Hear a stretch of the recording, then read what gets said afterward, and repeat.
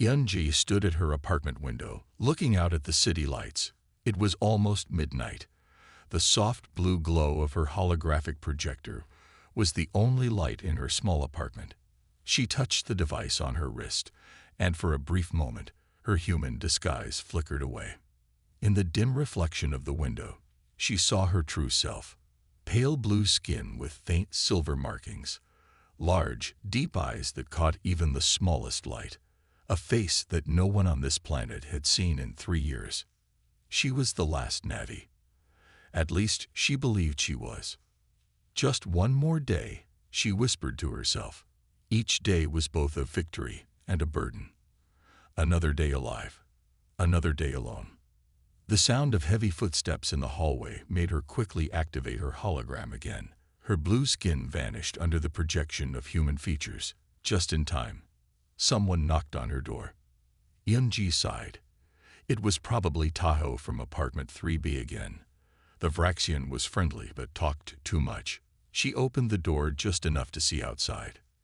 "Good evening, neighbor." Tahoe's voice was too loud for the late hour.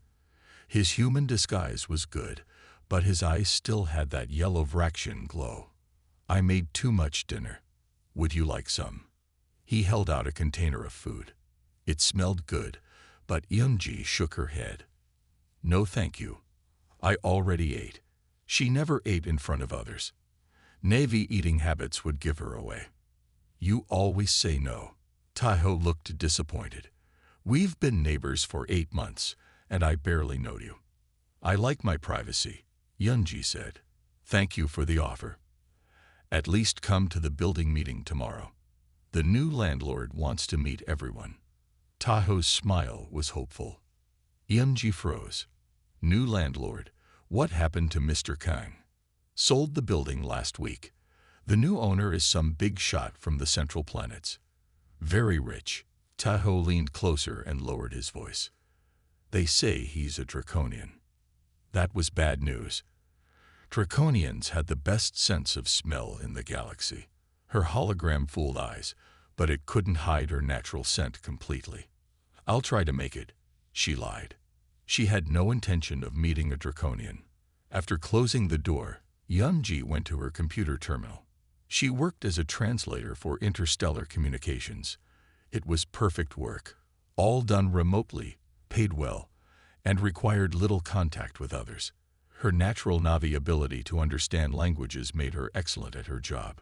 Tonight she had to translate trade agreements between Earth merchants and the Galactic Coalition.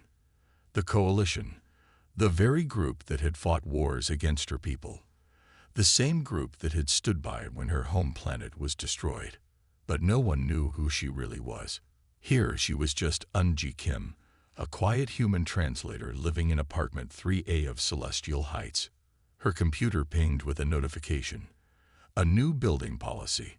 All residents must submit to identity verification at tomorrow's meeting. Draconian security protocols. The message was signed, Juwon, property owner. Yunji's heart beat faster. Identity verification meant scanners. Scanners meant detection. She looked around her small apartment. For 3 years, this had been her safe place. Now she would have to run again. Find a new home, create a new identity. Unless, her eyes moved to the air vent near her ceiling. The old building plans she had studied when she first moved in showed a network of maintenance tunnels behind the walls. Maybe she could learn more about this Juwon before deciding to run. Yunji opened her closet and pushed aside her clothes. Behind them was a small box with emergency supplies and a weapon. She touched the smooth metal of the Navi pulse gun, a reminder of the warrior people she came from. "I am the last," she whispered to herself. "The last of my kind." And the last had no intention of being discovered. "Run!" Doyen shouted, pulling out an old coalition weapon. He fired at the ceiling, causing rocks to fall between them and the guards. Yunji grabbed her pendant from the control panel. The hologram disappeared, but the station remained active. "This way," she called, pointing to a small door on the far side of the room. As they ran, Kyung-ho was hit by a stun blast. He fell to the ground, not moving. "Leave him," Juwon hissed from behind the rock pile. You can't save them all.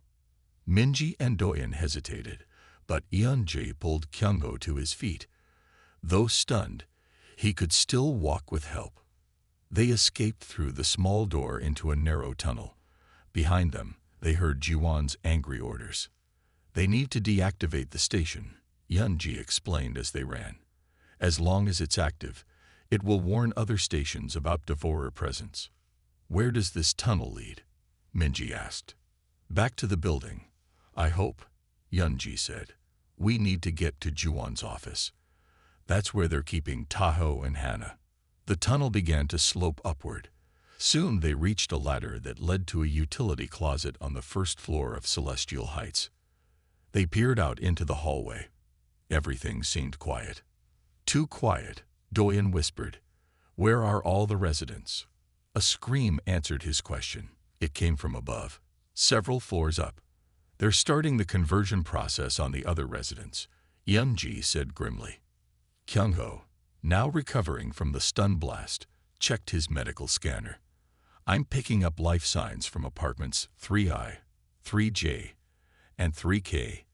They haven't been taken yet. We need help, Minji said. Let's get them. They split into two groups. Doyen and Kyungho would try to free Taho and Hana from Juwon's office. Yeonji and Minji would gather the remaining residents. Yeonji and Minji hurried to the third floor. The door to apartment 3I was open.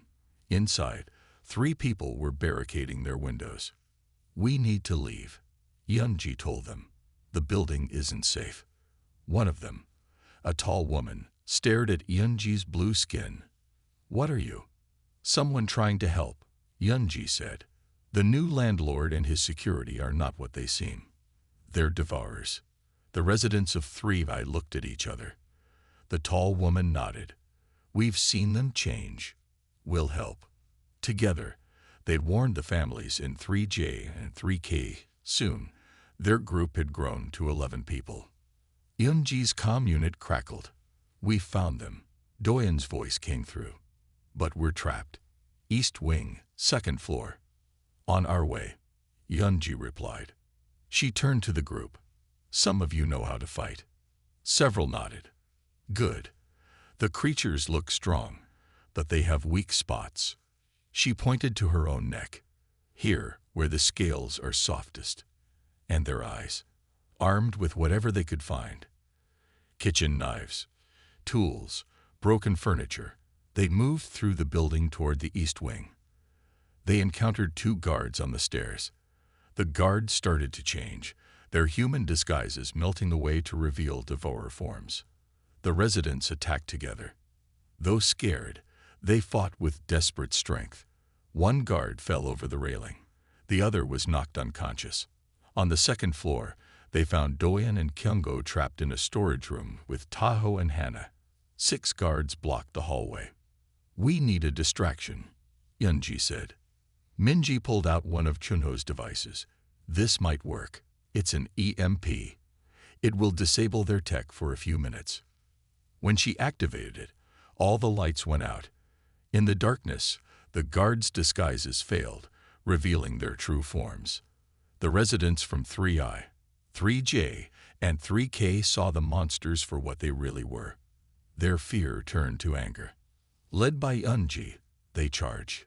The battle was fierce and quick.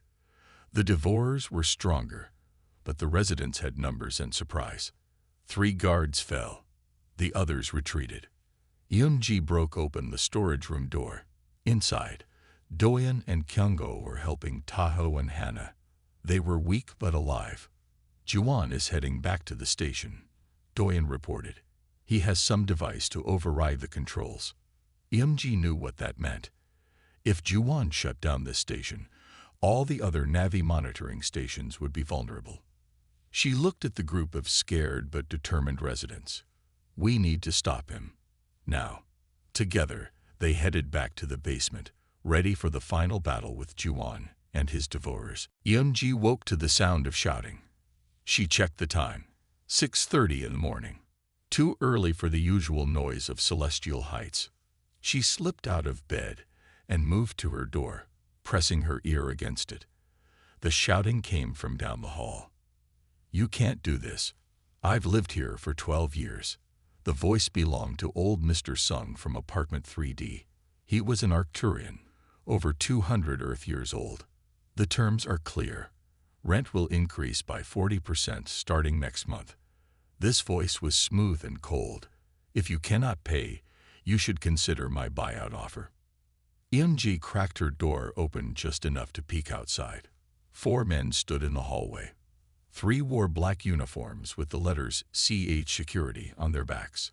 The 4th man wore an expensive suit and had perfect, slicked-back hair. He must be Juwon, the new owner.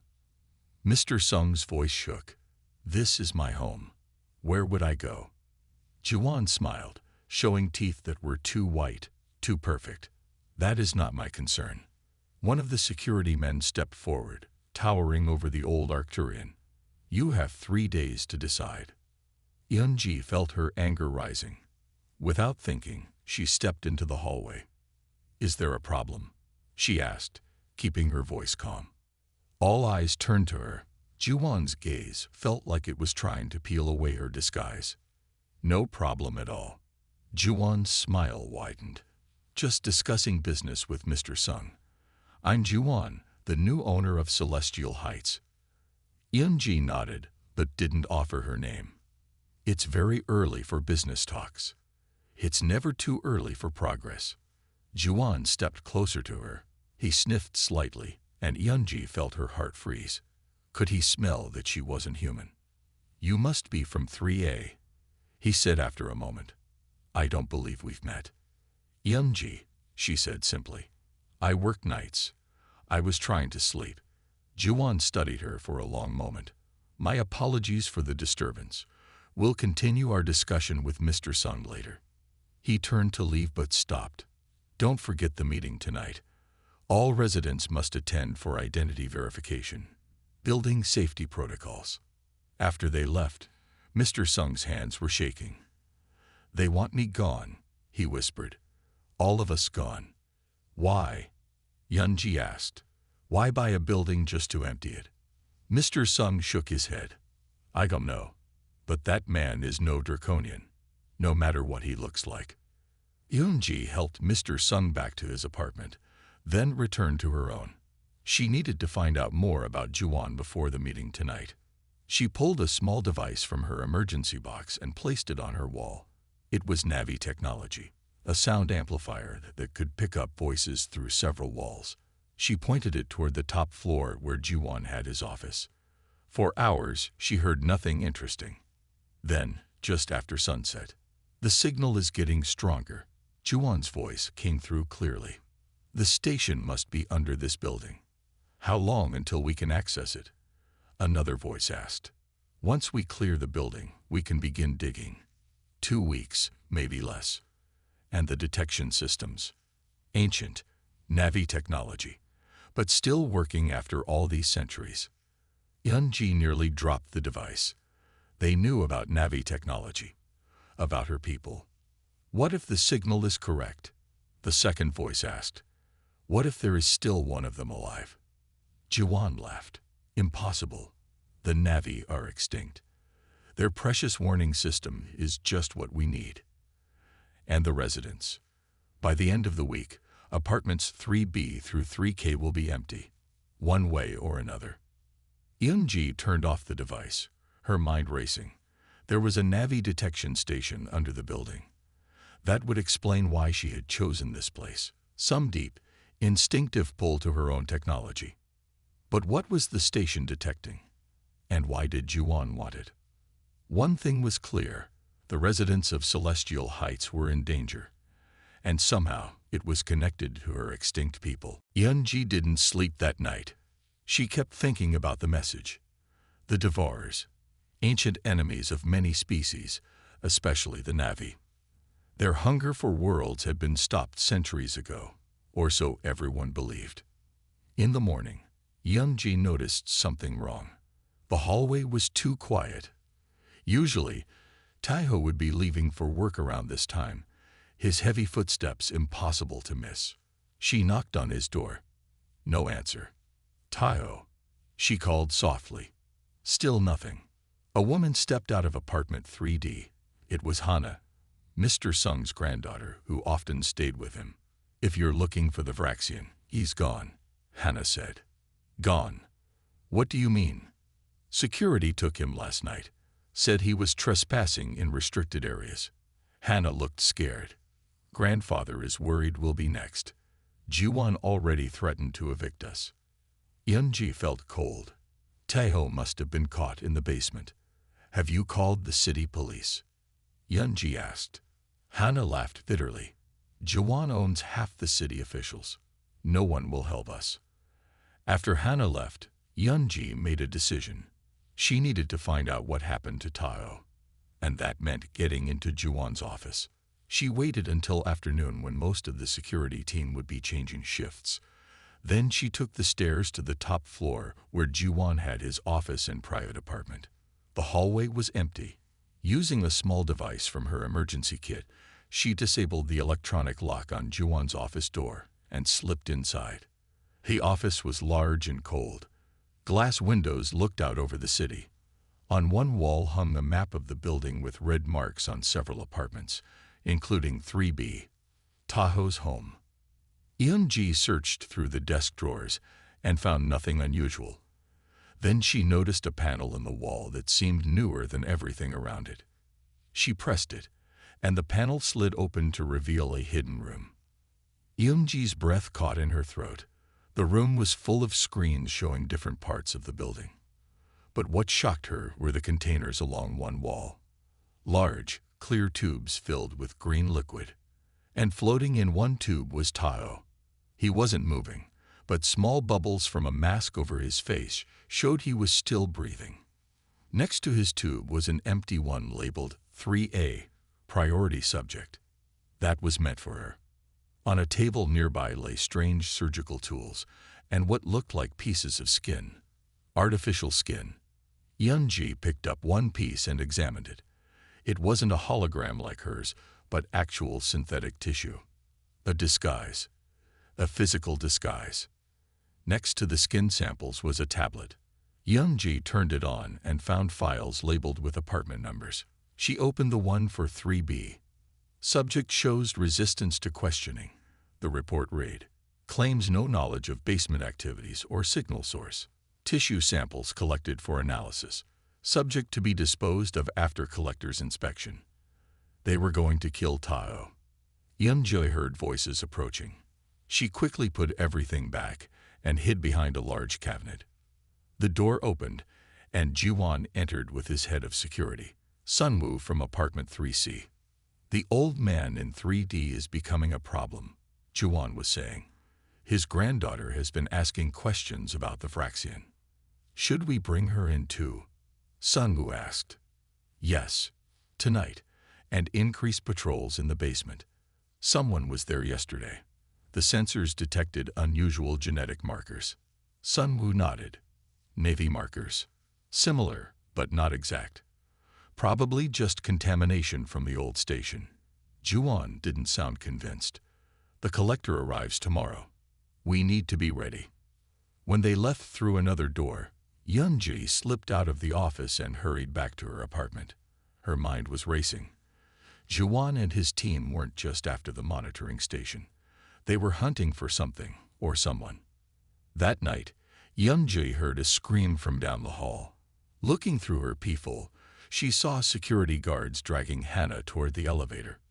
An hour later, there was scratching at her door. Not knocking.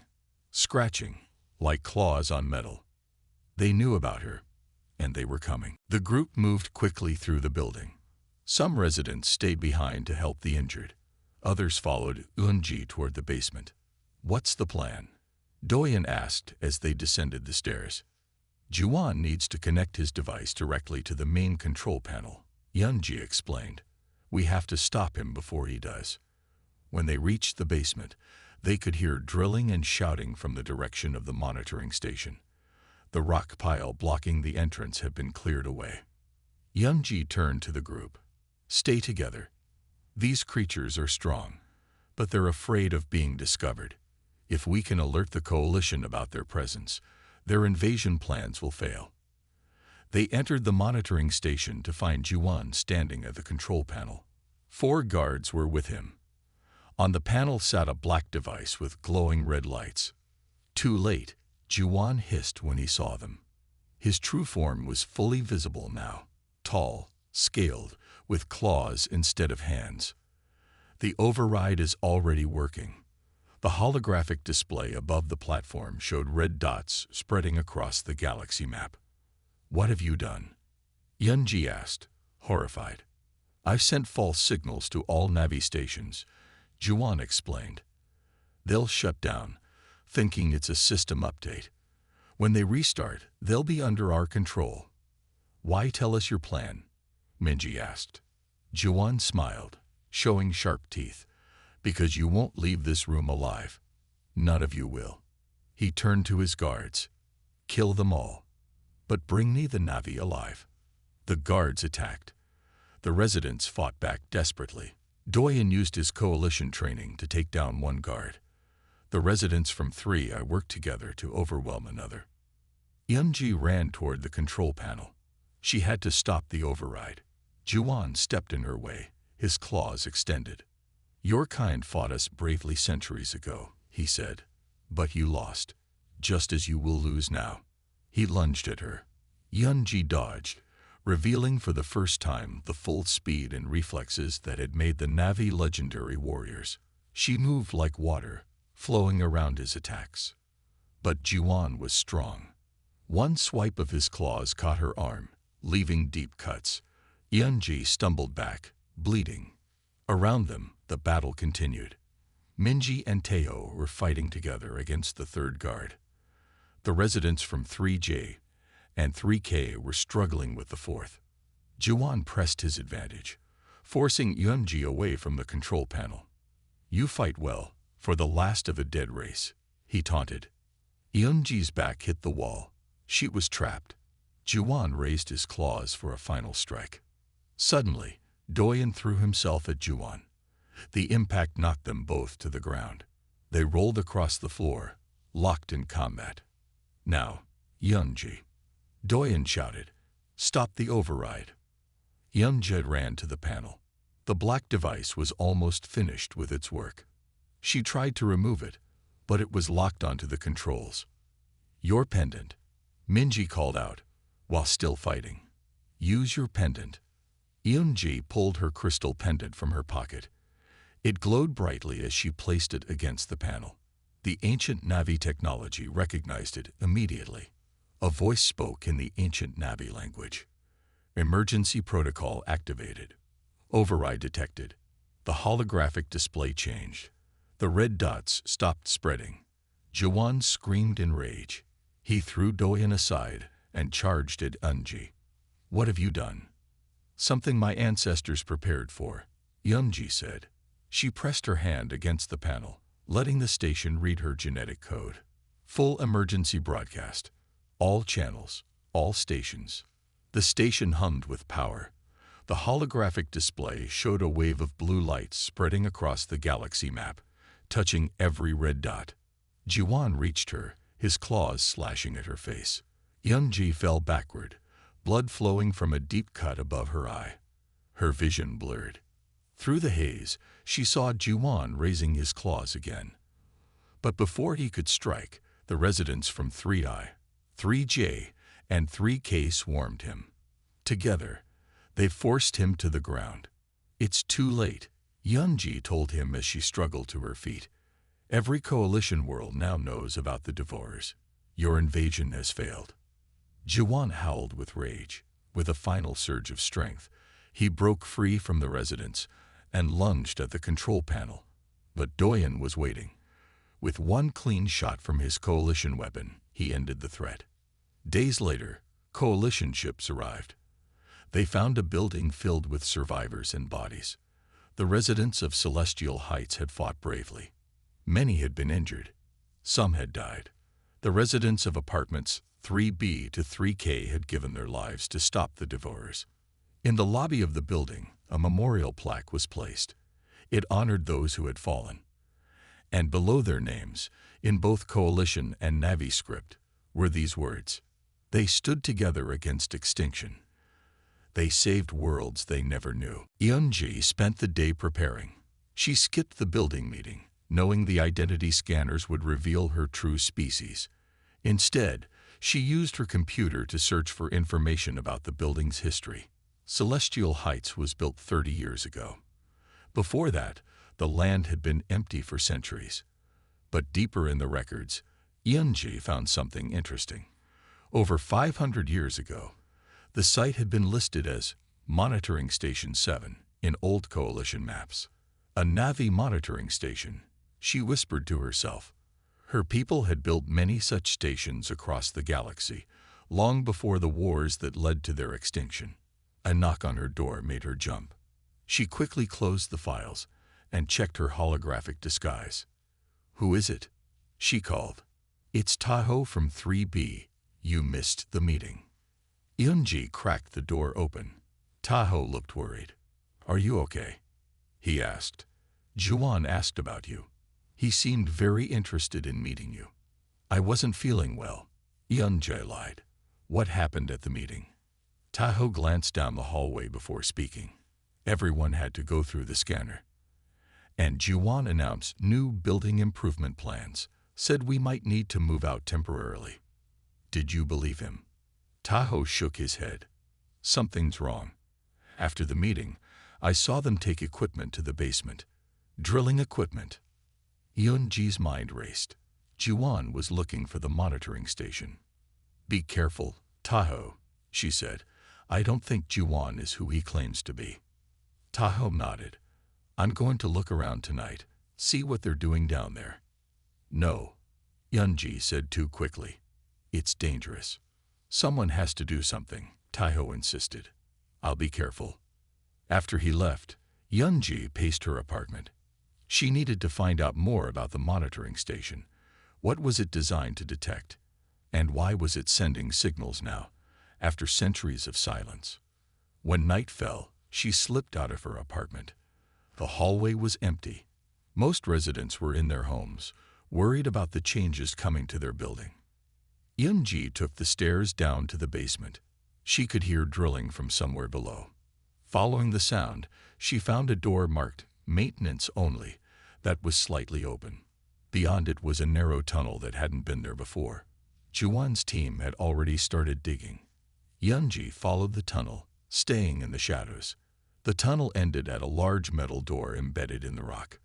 The door was ancient, with symbols that only a Navi would recognize. It was partly uncovered, with drilling equipment set up around it. 2 security guards stood watch while a third worked on breaking through the door. "How much longer?" one guard asked. "Hard to say," replied the one with the drill. "This metal is nothing like I've seen before. Incredibly strong. Juwan wants it open by tomorrow. He's meeting with the collector then." Eunji stayed hidden, listening. The collector? Who was that? Suddenly, a small device on one guard's belt began to beep. He checked it with surprise. "The signal just got stronger," he said. "Much stronger." The other guard looked around nervously. Could there be one nearby? A Navi? Impossible. They're all dead. Eunji realized with horror that they had detection equipment. Her presence was making the signal stronger. She backed away slowly, but her foot knocked a small rock. The sound echoed in the tunnel. What was that? A guard pointed his light toward her hiding spot. Eunji ran. Behind her, she heard shouts and footsteps. She made it to the stairs and raced up, not stopping until she reached her apartment. Inside, she locked the door and leaned against it, breathing hard. They had almost caught her. And now they knew someone had been spying. Her computer pinged with a message notification. It was from an unknown sender. The message contained just one line. "The last Navy must come forward. The Devourers have returned." Eunji stared at the screen. The Devourers. A name from ancient Navi warnings, a predator species that had threatened the galaxy long ago. A species that, like the Navi, was supposed to be extinct. "One moment," Eunji called out, trying to sound calm. She looked around frantically. The knocking grew louder. "Open now, or we break it down." Suddenly, alarms began blaring throughout the building. Emergency lights flashed in the hallway. "Fire in Sector 4, a voice shouted from down the hall. "All security to Sector 4. EMG heard cursing, then footsteps running away from her door. Doyen's distraction had worked. Her door opened a crack, and Doyen's face appeared. "Come on, we don't have much time." EMG grabbed her bag of tools and followed him into the hallway. They hurried to apartment 3F, where Minji was waiting with 2 others. "This is Shunho from 3G, Doyen explained quickly. "Former smuggler. Knows the building systems better than anyone. And Kyungo from 3H is a doctor." Minji, a small woman with quick eyes, studied Unji. "Doyen told us what you are. I've never seen a Navi before." "Most haven't," Unji said. "We keep to ourselves, or did before." Shunho, a tall man with many scars, grinned. "I smuggled Navi artifacts once. Very powerful tech." "Can you help us rescue Taho and Hana?" Yunji asked. Hyungho, the doctor, looked worried. "I checked the medical readings Doyen stole from Juwon's system. They're alive, but changed somehow. Their DNA is being rewritten." This confirmed Yunji's fears. The Devourers don't just kill. They transform other species, make them like themselves. We need to hurry. Minji showed them a tablet with building plans. "I've mapped 3 routes to the basement. Security is blocking 2, but the old trash chute in the east wing might work. Once we're in the basement, I need to find the monitoring station," Yunji said.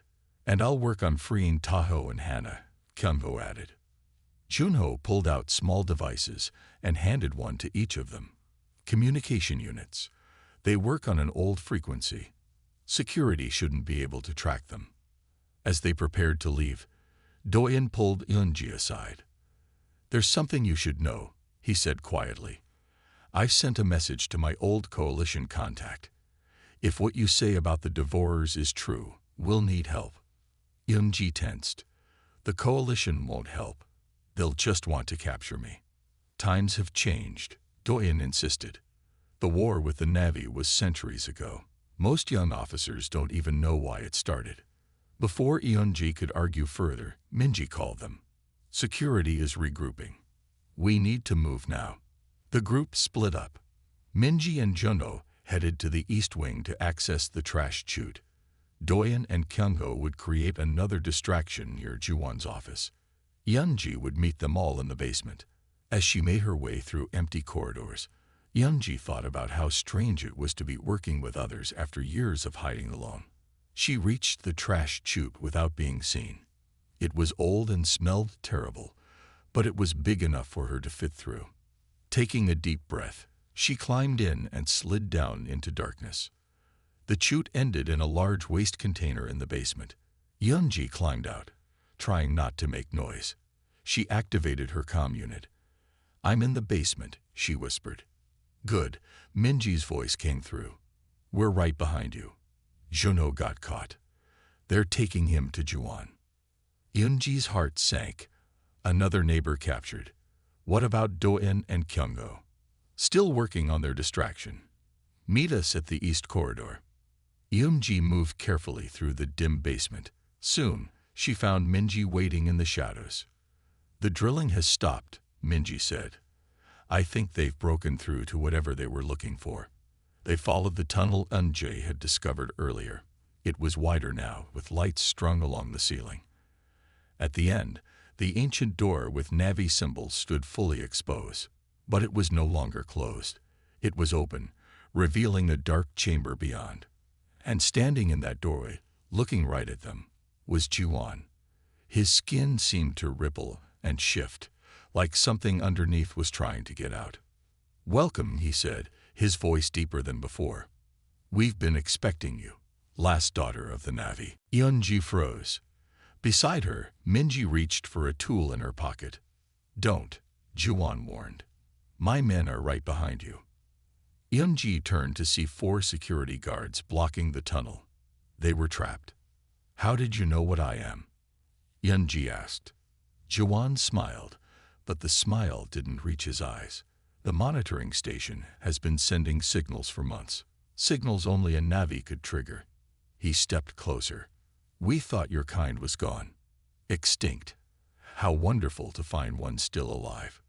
His skin rippled again. And for a moment, Yunju saw what was beneath the human disguise. Gray, scaled skin, eyes with vertical pupils, sharp teeth behind thin lips. A devourer, just as she had feared. Take them, Juan ordered. The guards moved forward, but before they could reach Yunji and Minji, there was a loud explosion from above. The ceiling of the tunnel cracked, and chunks of concrete fell, blocking the guards. Run, Minji shouted, pulling Yunji toward a side passage. They ran through dark tunnels, hearing shouts behind them. Minji's comm unit crackled. Made it to the monitoring station. Doyen's voice came through. East side entrance. Hurry. They changed direction, following Minji's map. Soon they reached a small metal door hidden behind old pipes. Doyen was waiting for them. Kyung-ho is inside, he said as he let them in. He found something you need to see. The monitoring station was larger than Yunji had expected.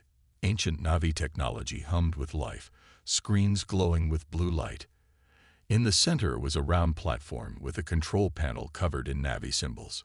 Kyung-ho stood by the panel, looking worried. Look at this, he said, pointing to a screen showing DNA patterns. These are scans of tissue samples I took from Tahoe and Hana when I examined them. Their DNA is being changed. The devourers are converting them, Yunji explained. They infiltrate other species by changing them into their own kind. But why here? Why now? Minji asked. Yunji approached the control panel. Her pendant glowed in response to the Navi technology.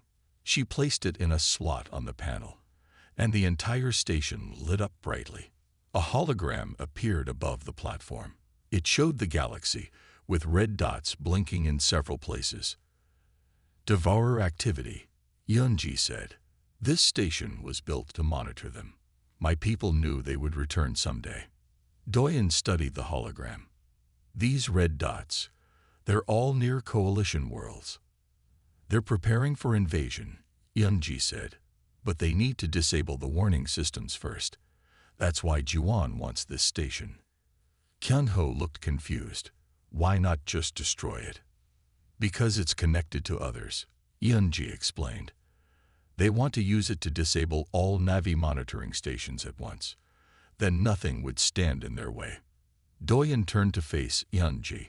Why did your people build these stations? The old records say the Navi were aggressors, that you attacked coalition worlds without reason. Yunji laughed bitterly. Is that what they taught you? We were trying to warn the coalition about the devourers. We detected them first, but no one would listen. So we tried to force evacuations of threatened worlds. She looked at the hologram sadly. When the war started, the devourers simply waited. They let the coalition destroy us for them. A heavy silence fell over the group. Doyen looked shocked. I lost family fighting against your people, he said quietly. And I lost everything, Yunji replied. My entire species. Minji interrupted. We need to warn someone. The coalition must know what's happening. I've tried, Doyen said. All communications out of the building are blocked. Then we need to stop Juan here, Yunji decided, and save our neighbors before it's too late. Suddenly, the door to the station burst open. Security guards rushed in, weapons drawn, and behind them came Juan, his human disguise now completely gone. In his true form, he was over 7 feet tall, with gray-scaled skin and eyes that glowed yellow. Too late indeed, he hissed. Yunji backed away from the door. The scratching continued, getting louder. She grabbed her pulse gun and aimed it at the door. I know you're in there, a voice whispered from the hallway. Not Juwan's smooth voice. This one was rough, almost a growl. Yunji didn't answer. She looked for a way out. The window? Too high. The air vents. Too small. The scratching stopped. Then came a different sound. A keycard sliding into her lock. She had seconds to decide. Fight or hide. Yoon-ji turned off her hologram. If she was going to fight, it would be as herself. As a Navi. The door opened slowly. A tall figure stood in the shadows of the hallway. "Don't shoot," the figure said, stepping into the light. It was Doyen from apartment 3E, the retired Galactic Coalition officer who always watched her with suspicious eyes. Doyen's eyes widened when he saw her true form. "I knew it," he whispered. "You're not human." Yoon-ji kept her gun aimed at him. "Why are you here?" "To warn you. Security is doing a sweep of the building. They took Hannah from 3D. They're coming for you next." Doyen looked at her blue skin and silver markings. "You're a Navi, aren't you? But they're extinct." "Not completely," Yoon-ji said. She didn't lower her weapon. "How did you get my key card?" "I was security chief for the coalition before I retired. I have my ways." Doyen glanced at the hallway. "We don't have much time. You need to come with me." "Why would I trust you? The coalition helped destroy my world." Pain flashed across Doyen's face. "I know. I was there. That's why I retired." Yoon-ji studied him. She had always avoided Doyen because of his coalition background, but now she needed allies. "What do you know about Juwon?" she asked. "Not who he claims to be. I checked coalition records. The real Juwon died 2 years ago." Doyen stepped further into her apartment. "I saw what's happening to Tahoe and Hannah. They're changing them somehow." Yoon-ji thought about the surgical tools she had seen in the hidden room. "I think Juwon and his team are devourers." "Devourers?" Doyen looked confused. "That's just an old story to scare children." "No, they were real. My people fought them centuries ago. We thought they were destroyed. But..." She pointed to her computer, showing him the message she received. Doyen read it and frowned. "If this is true, we need to save Tahoe and Hannah. Do you have a plan?" Yoon-ji hesitated. Working with a coalition officer went against everything she had learned, but she couldn't save her neighbors alone. "I need to get to the monitoring station under the building," she said. "It was built by my people to track devourer activity." Doyen nodded. "I can help with the security systems, but we need more help." He thought for a moment. Minji in 3F was an engineer for deep space vessels. She might know how to disable their tech. "Can we trust her?" "We don't have a choice." They spent the next hour planning. Doyen would create a distraction while Yoon-ji went to the basement. Once there, she would try to access the old monitoring station. "What about Tahoe and Hannah?" Yoon-ji asked. "One problem at a time," Doyen said. "First, we need to understand what we're facing." As Doyen left to speak with Minji, Yoon-ji prepared her few Navi tools.